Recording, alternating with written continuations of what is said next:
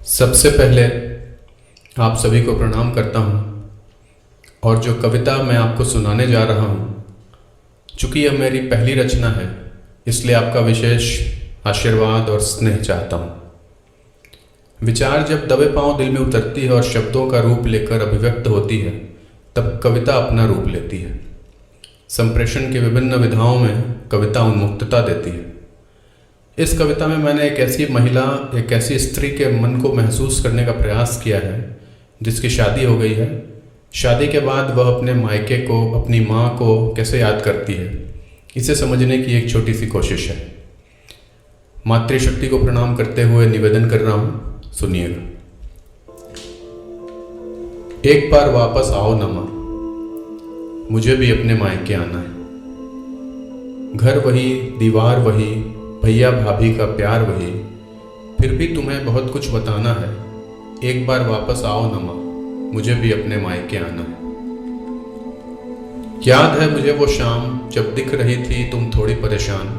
पूछा था मैंने तुमसे, क्या आज सर में दर्द ज़्यादा है?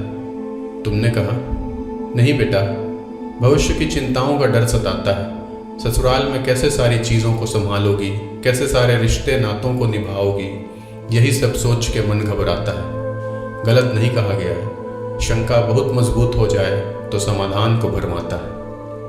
अरे बहुत कुछ सिखाया है तुमने मुझे माँ, अब मुझे बहुत कुछ आता है। और अब तो वैसे भी मोबाइल का ज़माना है, शुरू शुरू में अगर कुछ समझ नहीं आएगा पूछ लूँगी तुमसे, ये भी तो एक बहाना है। एक बार वापस आओ ना माँ, मुझे भी अपने मायके आना है। विदा हुई जब घर से, यही विचार मन में बार बार आता था।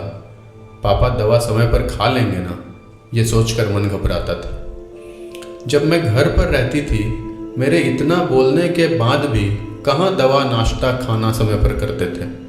चिल्लाती, गुस्साती, रूठती, तब जाकर कहीं सुनते थे। फिर मुझसे आकर कहते, अरे इतनी सी बात पर इतना क्यों गुस्साना है?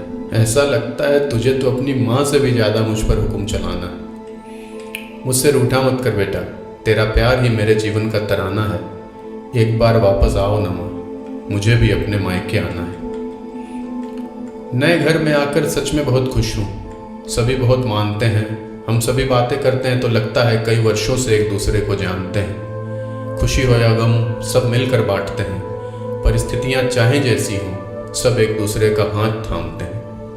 पर खाना बनाते समय जब कभी कढ़ाई का गरम तेल झलक हाथों पर आ जाता है, मुंह से माँ, मम्मी अनायास से निकल जाता है। अपने हाथों से बनाया हुआ कुछ खाना तुम्हें भी खिलाना है। एक बार वापस आओ ना माँ, मुझे भी अपने मायके आना है। जो दुनिया करे वही करो, यही समाज का ताना बाना है। नेति नेति चरय व्यक्ति, ये बात तुझसे जाना है। एक बात कहूँ, वो जो लाल बनारसी साड़ी तुमने मेरे लिए रख छोड़ी थी, उसके जोड़े की लहठी गलती से मैंने ही तोड़ी थी।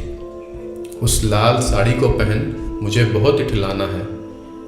एक बार वापस आओ ना माँ, मुझे भी अपने मायके आना है। यह सत्य है, माँ अपने बच्चों की हर बात सुनती है, उनके भविष्य के लिए खुशियों के चादर बुनती है। माँ प्रेम है, एहसास है, अनुराग है, अनुभूति है, ममता है, त्याग है, समर्पण है, स्तुति है। कितनी परिभाषाएं तुम्हारे लिए प्रकृति ने बनाया है। एक बार वापस आओ ना माँ, मुझे भी अपने मायके आना है। सभी तो जाती हैं अपने मायके, पति बच्चे साथ लिए। जीवन में चाहे दुख कितने हों, मन में नए उल्लास लिए।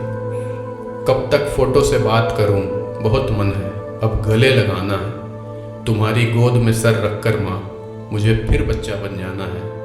एक बार वापस आओ ना माँ, मुझे भी मायके आना है। एक बार वापस आओ ना माँ, मुझे भी मायके आना है।